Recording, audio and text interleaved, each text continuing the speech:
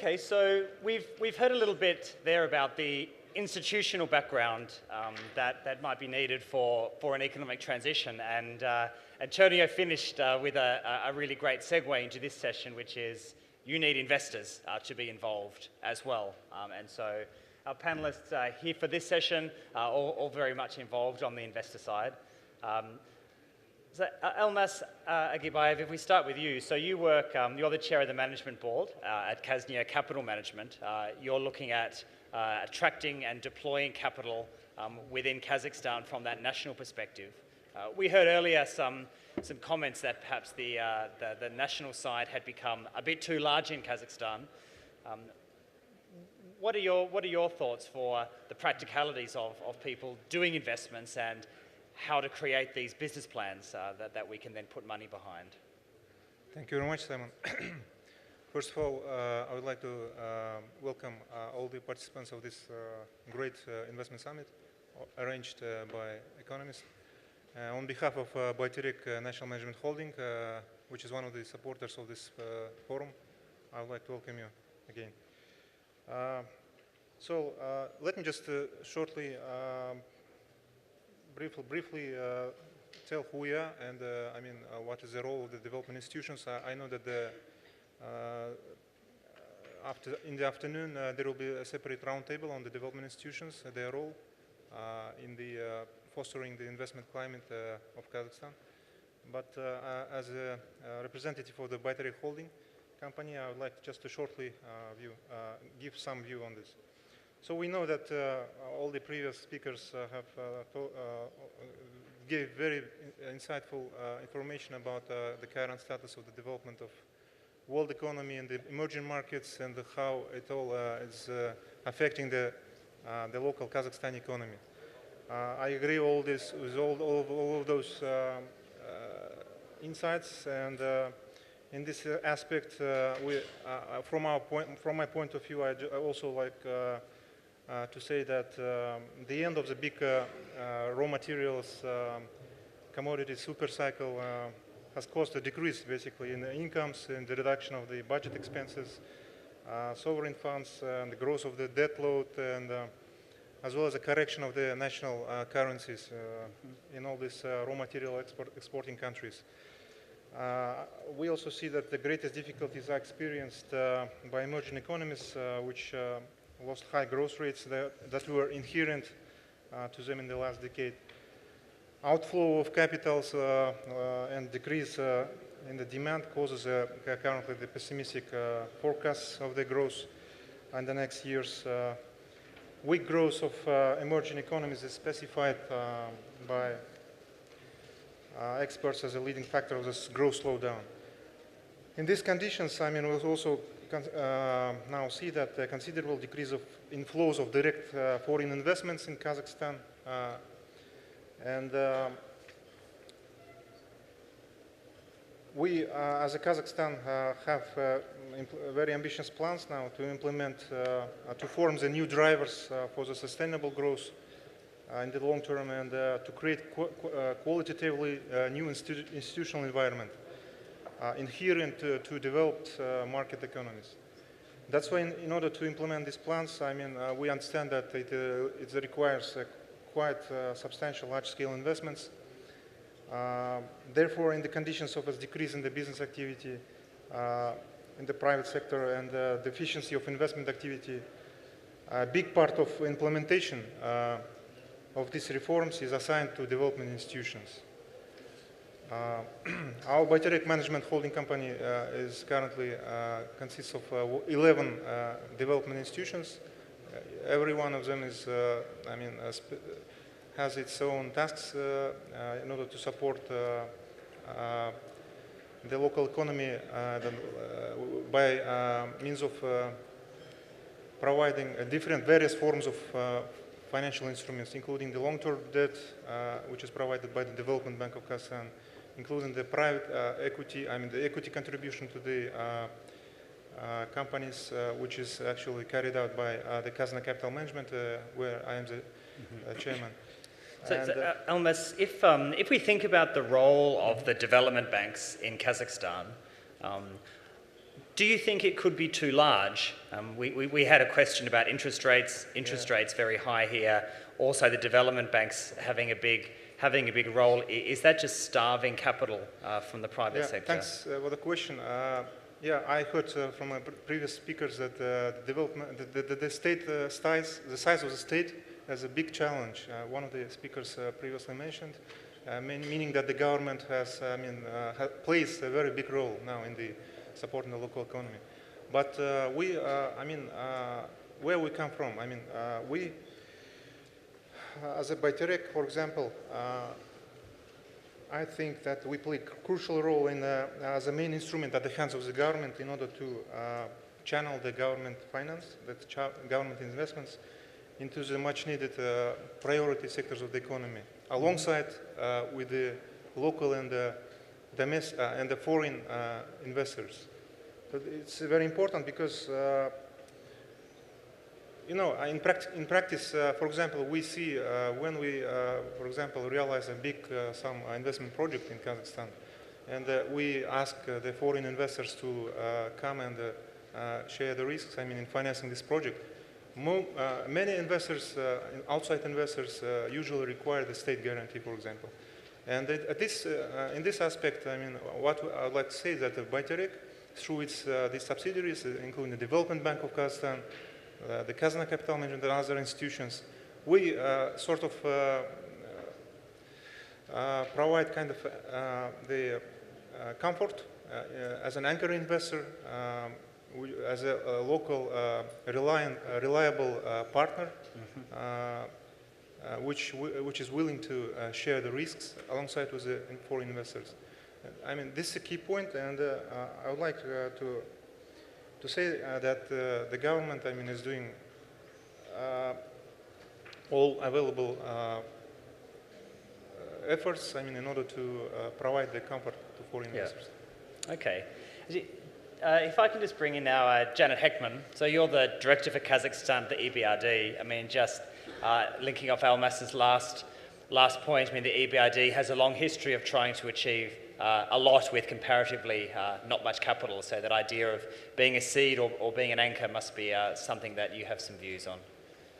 Sure, thank you very much. Antonio made a very interesting point at the end of the last session, and that's that diversification will happen because of business. And there must be a business case for diversification, i.e., the market must decide. Foreign investors, local investors must feel that conditions are there and right in order to commit their capital. We heard one of the questions from the last panel relating to interest rates, for example. Well, EBRD is a big supporter in Kazakhstan, and we believe that the business case is there. We've invested over $7 billion in the last 20 years. Last year, we invested more than $1 billion in over 30 projects, and 20 of those loans or equity investments were in local currency in tenge. Contrary to the economist's forecast, which I think is negative 1.2% for this year? Yes. EBRD has a positive forecast. So we believe this year growth will be about 1.1%, and we believe that for next year it will be 2.4%. We think that 2 years ago, the government of Kazakhstan recognized the situation in the world. They saw that there was decreasing growth in China. They saw that Russia, even before Ukraine, that growth was dropping, that Europe was stagnant, and they started to take actions. We believe that Kazakhstan would be in the situation that some of the neighboring countries are in today had it not taken those actions. So those actions include the very smart counter-cyclical stimulus program called Nurly Zhol, where over $3 billion a year is invested in the economy from the National Fund alongside with the development banks like EBRD. It includes the structural reforms. It includes the restructuring of the civil service that the Prime Minister spoke about.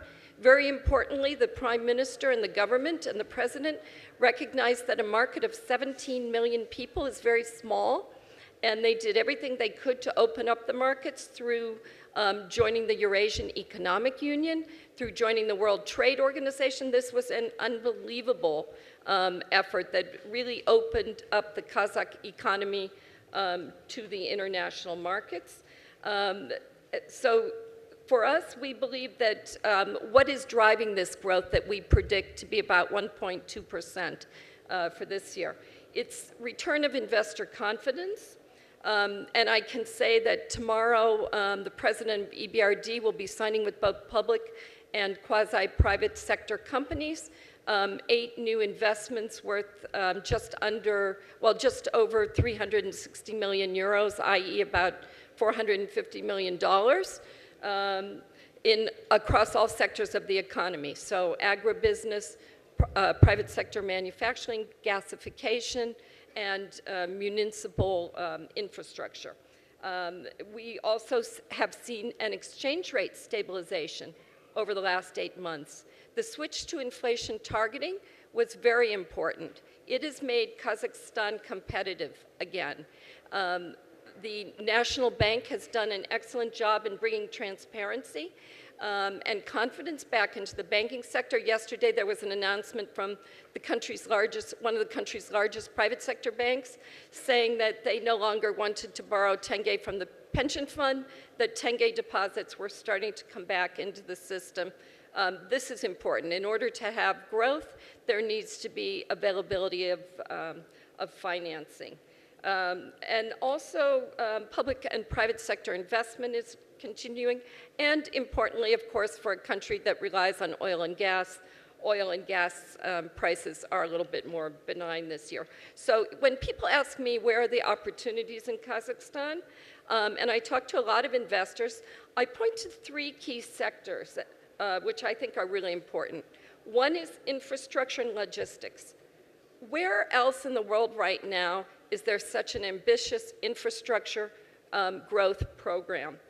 Look at the Silk Route. Look at the efforts to connect Western Europe with China.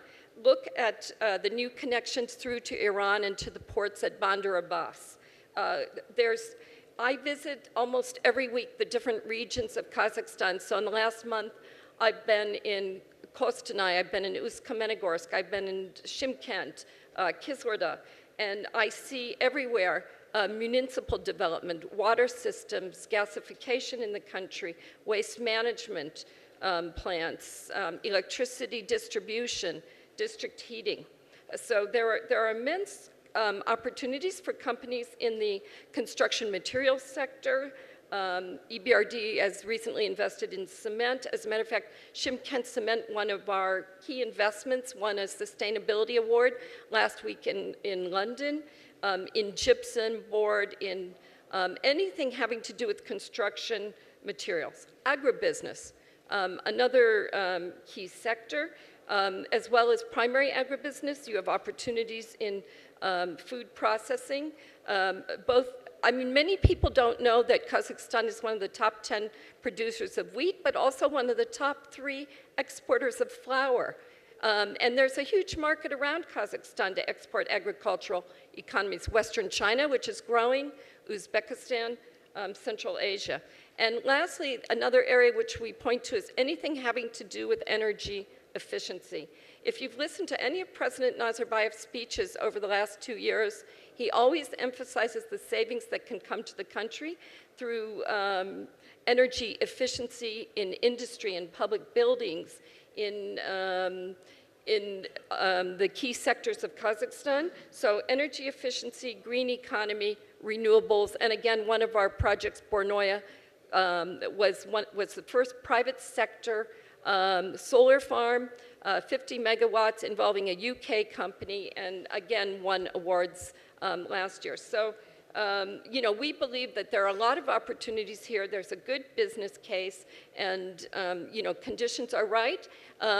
Companies don't need state guarantees. Companies need to look around, look at the opportunities, and both domestic and international companies. And EBRD can assist them either through co-investing with equity or lending either in local or foreign currency. So we're very bullish. We believe that Kazakhstan is truly open for business. Could I just quickly try and link two of the elements that you discussed, one which was the counter-cyclical spending from the Sovereign Wealth Fund and the boom in infrastructure spending. I mean, how closely linked are they? And I mean, if they are closely linked, is there a risk that the infrastructure spend is too public sector driven when the cycle lasts? The really exciting thing is you probably heard this morning the Prime Minister or Minister Ishikeshev mention PPPs in the road sector. So we have worked very closely with the government of Kazakhstan. We said no more advice. Kazakhstan doesn't need any more advice or expertise on PPPs. It needs a real project. So along with the IFC, we decided that a good-sized project around $700 million to $1 billion would be the ring road around Almaty. And the entire public investment PPP law was changed. It attracted 15 investors in the first round. It was narrowed down to 3 investors, and a preferred bidder, which is a joint Turkish-Korean company, has been selected. And we see this as the model for other programs, like we hope to do this year, the first PPP in the hospital sector. So we believe the private sector can always do anything better than the public sector, and you know, it's quite exciting that the laws are now in place, and we're starting to see real private sector investment and development. Yeah, okay. We've also been joined by Dmitry Pankin, who is the chair of the management board at the Eurasian Development Bank, and of course the ex-deputy finance minister of Russia. Dmitry, can you perhaps give us your perspective on doing business and investment in Kazakhstan? Yeah, thanks a lot. Maybe we'll kind of share with Janet. Janet told about opportunity. I will be more telling about problems that we have here. And I will not cover, of course, all topics. It's a very wide and huge area, but maybe I'll try to concentrate on some issue that I think it's necessary to understand well. Our bank is a bank started by 6 countries: Kazakhstan, Russia, Belarus, Armenia, Tajikistan. And first of all, we are analyzing all trade flows and investment flows between our countries. And we have a very substantive analysis of more than 600 companies in our area, and trying to understand what kind of problem they have in bilateral tradings between our country. And biggest problem is non-tariff barriers. If we are talking about all economic links in Eurasian area, we abolished tariff. That's fine, but still non-tariff barrier exists, and this is a serious problem. What type of barrier is it? First of all, technical barriers, some technical standards, requirements for labeling, packaging, testing, certification, some measures linked with price control, additional taxation, fees in the destination country, mandatory procurement of domestically produced goods. And if we are analyzing in which area, in which sectors or in Kazakhstan we have this problem, first of all, manufacture of machinery and equipment, food processing, textile, chemical production. And in our analysis, if we try to estimate cost imposed by the non-tariff barriers for Russian exporters to Kazakhstan, it's about 25% of cost. And in some area, if we are trying to analyze, for example, machinery, its cost it's about around 100% of the price. In electrical equipment, around 60% of price. So this is a serious problem and necessary to make a lot of efforts for our country to move to eliminate this non-tariff barrier. Second question that I would like to mention, it will be a very interesting project that we have here in Kazakhstan. This is International Financial Center in Astana.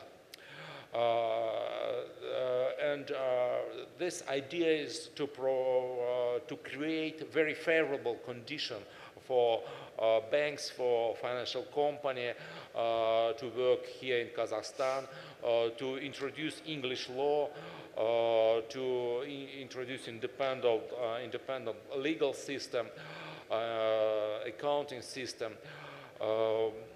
It's very interesting, but what I think it's extremely important that all this area, all this financial center, all this measure should be linked with national economy. It's, I think it will be not right idea to imagine that people will arrive here in Kazakhstan in order to make deal between Turkey and Singapore, or some operation on international financial market will be transferred from Dubai to Astana. Main interest of financial intermediary arriving in Astana will be local market, Kazakhstan market, market of Eurasian country. So this is kind of a gateway to Eurasian market. And in that case, it's extremely important to provide system that all legislation in this financial center will be compatible with local legislation and will be enforceable in local court. And company working in international financial center will be possible to work with local partner, and this center will be oriented to, let's say, to local economy. Maybe a third point, corporate governance. Maybe it's my previous job as a head of financial service conduct in Russia, but we spent a lot of time to create national code of corporate governance. And this type of code is a kind of attraction for, again, for foreign investors. And in last time, in Germany, for example, 14 times we had a change in this national code of corporate governance. In UK, we have 10 change. In Russia, we have 2 times we changed this code of corporate governance. In Kazakhstan, we didn't have any change. So in that case, I think to maybe to have some amendments to modernize the code of corporate governance will be very suitable and very important point, and again, attraction for foreign investment in our country. Privatization, again, very attractive area. I know that Kazakh government plan to have kind of reduction of quasi-public sector by 15%, but in that case it's important that all privatization process will be transparent, it will be open, and it will be not kind of redistribution of the property between a limited circle of companies. And again, if we are talking about court system, legal system in Kazakhstan, it's very important. English law, it's again, it's very important to improve legislation, but if legal dispute will be very dependent from administrative power, no English law, no good legislation cannot help.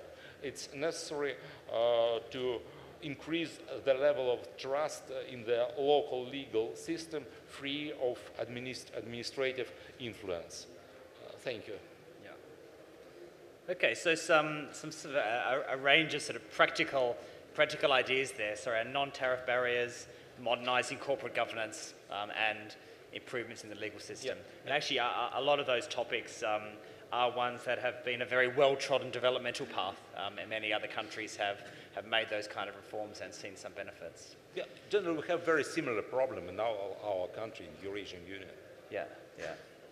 I know in this room there's a lot of current investors and a lot of potential investors. So I imagine there will be some questions or comments from the audience to our panelists, people who are quite involved in the investment policy space.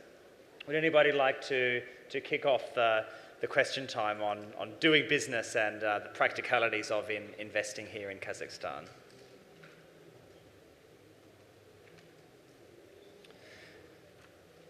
So nothing quite yet. So why don't we? Oh, yep, sure, yes. Do we have a microphone over here? Or yep.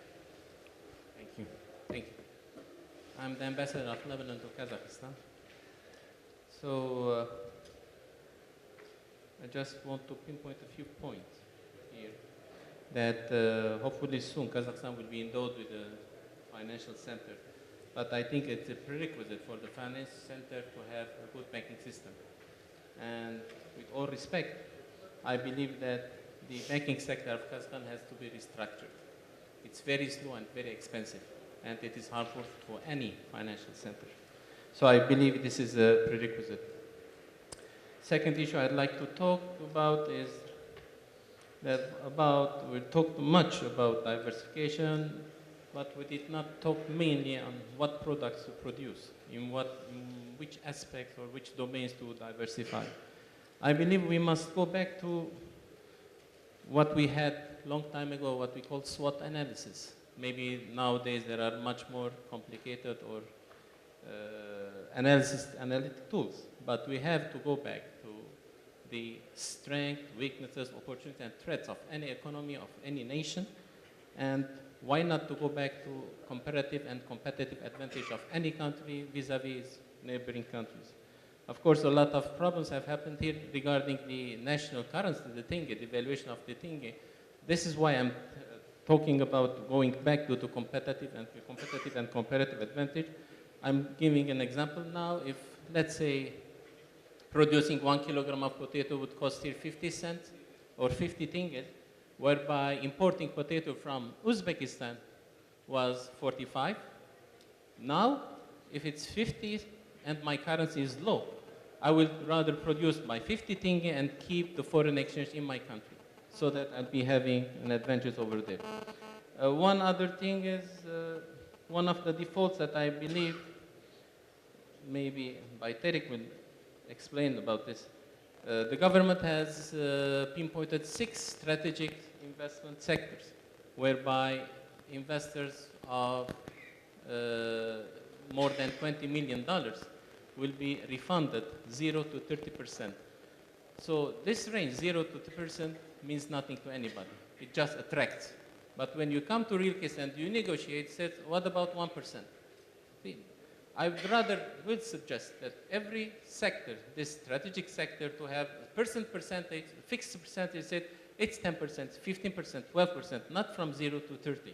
I think it would be much more beneficiary for the country. I'm glad that Mr. Pankin did pinpoint some of the difficulties of the country, along with Mrs. Hagman's pinkish photo of Kazakhstan. And yes, it is true. Transportation cost is a crucial thing for the landlocked country. One of the more other examples that Mr. Pankin could have given is the transportation of wheat. Transportation of wheat costs more than the wheat itself.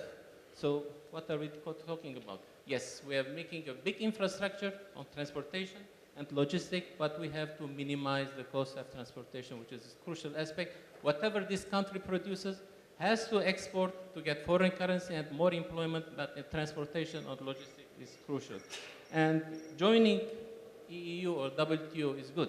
I'm not saying, of course, there are advantages and disadvantages, but let's not say that we're joining EU, now we have 170 million population market. On the contrary, parallelly we have 170 million market to export to Kazakhstan. So we have to see how we safeguard our products over here. Thank you. And I mean, one point to pick up on, I think, that struck me was the financial sector and the restructuring there, because, of course, access to finance is critical for domestic investment as well as foreign investment. Are there any key reforms or barriers that anybody sees for domestic financing in Kazakhstan? Janet. Well, I think absolutely critical to Kazakhstan was a very difficult decision that was enacted last August, when on August 20th, the government switched from exchange rate targeting to inflation targeting. Up until then, I mean, I can give an example. One of my colleagues is the head of Danone, the yogurt company in Kazakhstan, and he showed a great slide with a bottle of Activia yogurt, 2 bottles on the shelves of a supermarket in Almaty, one produced in Russia and one produced in Kazakhstan. The one produced in Russia was about 30% cheaper last summer than the one produced in Kazakhstan. Why? Because the exchange rate was totally out of kilter. It was artificially fixed. It was a very difficult decision, but now that it's been done, it's been a relatively difficult last 6 or 7 months for people, but for the first time you're starting now to see inflation drop. You're starting to see more liquidity come into the local markets. You're seeing transparency in the central bank, which if you look on the English language page or the Russian page of the central bank's website, you can see all interventions in the markets. And I think the #1 barrier to growth in the country the last 2 years has been the inability of both domestic and international companies to access finance. So this is absolutely critical, and the ambassador's point on a functioning banking system is really critical. There are very few international banks in Kazakhstan. I think there are 2 Russian banks, and there's Citibank, and otherwise it's a domestic market. So your points on the AIFC, the Astana International Financial Center, are really valid, and one of the reasons why EBRD is strongly supporting this project is that we see that it will have an impact on the domestic banking sector. This is absolutely critical because you won't have sustainable growth in the country until you have a fully functioning banking system. So I really thought this was an excellent point. Let me also point out, it's really glad to meet the ambassador this way. I studied at American University in Beirut in the 70s. So. Elmas, there was also a question about the sort of rebates available for foreign investors and perhaps the uncertainty associated with those. Do you have any comment on that topic? Just want to say that I'm not representing the government or the ministry on the investments and development in order to comment on this issue. Yeah. I know that from the government side, I mean, the large stimulus package measures are, I mean, being implemented. I mean, including this one, specifically on the subsidizing the investment, the capital investments, on the up to 30%. But unfortunately, I don't know the details. I mean, the problems associated with how, I mean, internally. I mean, it is administered from the minister's side. Yeah. Okay. Any other questions from the audience? Yeah, one here at the table at the front in the middle. Thank you. Mirza Aliyev from Anbank. My question will be, again, coming to the investments and evaluating the regional risk as well of the investments. What's your vision on, as we were talking since morning, the Prime Minister also said about the goals about turning Astana into the international financial center and having Kazakhstan 50-50 views. What will be the future of the region, let's say, the other Central Asian countries and relationship with Kazakhstan? Will there be a growing gap between the countries? Or will we see the same as with flowers, for example? Uzbekistan can be a great market because with its population, or Kyrgyzstan was member of the WTO as well. Turkmenistan was other. will there be more cooperation? Will Kazakhstan take the lead, or will there be a big gap in the future? Thank you. Hey, Dmitry, if you start us off with that from the Eurasia perspective. Yeah, thanks.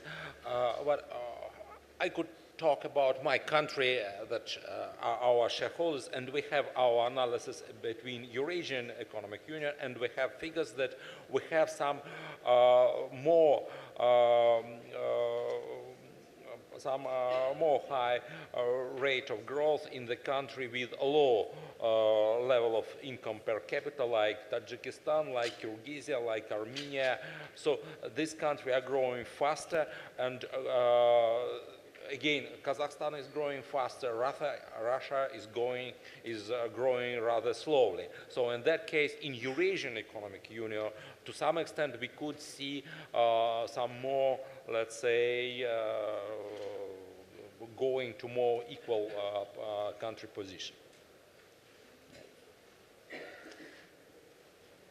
Other questions from the audience? We have 5 minutes left before the final presentation before lunch. If not, I might step in and actually, Dmitry, follow up with something you said before about non-tariff barriers. I mean, if you're a company investing in Kazakhstan, based upon the research that you've done, what are some of the important barriers to be aware of? It's a kind of technical standards, some requirement that you could buy only domestically produced goods, some labeling, so you need to have label kind of producing in Kazakhstan. Or, Would you say that those regulations are more strict in Kazakhstan than the other members of the union, or? No, we have the same problem in all countries. Right. In Russia, the same, in Belarus, so it's a common problem, and I cannot say that one of countries is leading. So it's a general problem of all countries and necessary to be resolved everywhere. Yeah. Okay. We'll tie up the session there. Thanks very much to our speakers, Almas Agibayev, Janet Heckman, and Dmitry Penkin for your great insights into some of the practicalities of doing business here in Kazakhstan and investing. Please join me in thanking them.